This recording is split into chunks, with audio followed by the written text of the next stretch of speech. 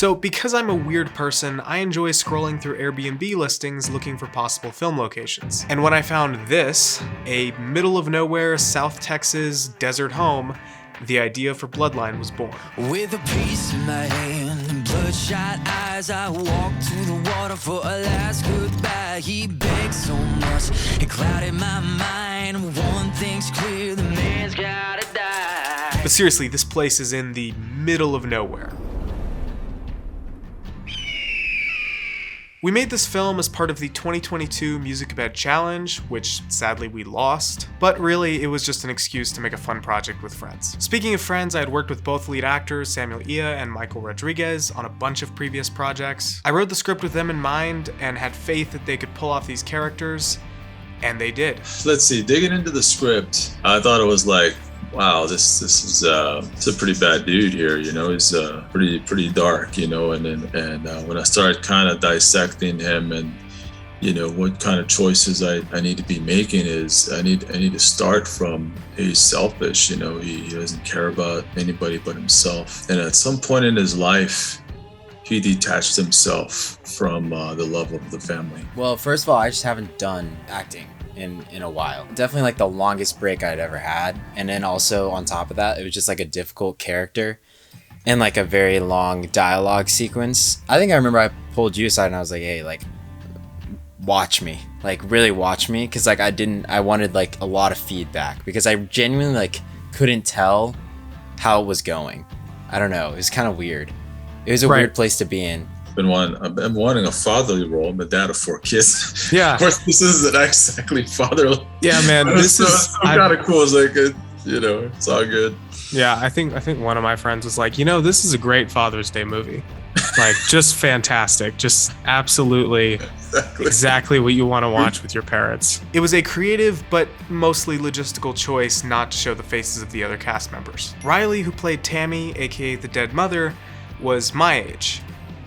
And also Sam's girlfriend.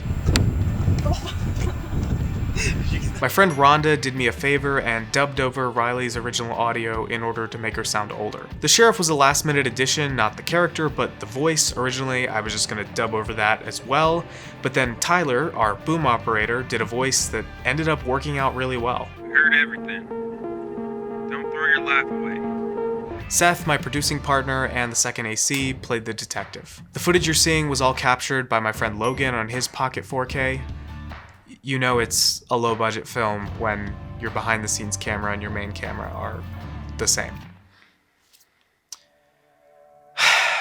Despite the low budget, this film looks incredible. Dare I say this might be my best looking short film yet, and the credit goes to the DP, Lucas. A lot of our very rushed pre-production was spent on Zoom calls trying to figure out the look and feel of the film and what lenses to shoot it on. We ended up going with a set of Suri anamorphic lenses, the 24, 35, and 50. Despite the crazy flaring that you get, I love the look of these lenses. It really added to our short's neo-western aesthetic. Moving on to audio, the film sounds great thanks to our sound mixer Carter and boom op Tyler. It was my first time not only working with, but meeting them, and props to these dudes for being not only such hard workers, but just hilarious to be around on set. I'm Carter, and this is Jackass. What? It's the target that you just starts like grabbing on the table for something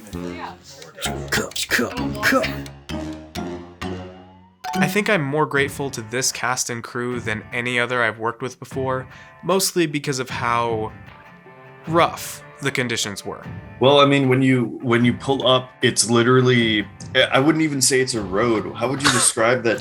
That was like a trail that you had to get a car on. I was like, okay, I love my brother Josh, but what the heck, man? What did he get me into, man? I'm driving a 4-wheel drive saying, why am I putting my truck through this hell? Some of us stayed in this trailer that was like, I don't know, not that far, maybe like 30 feet away from where we shot, like in the house. Well, we discovered that there were rattlesnakes. Making the trek back to our little trailer thing that we slept in was like always an adrenaline rush. Can't flush the toilets because the place runs on a water tank, obviously, and so you're using rainwater.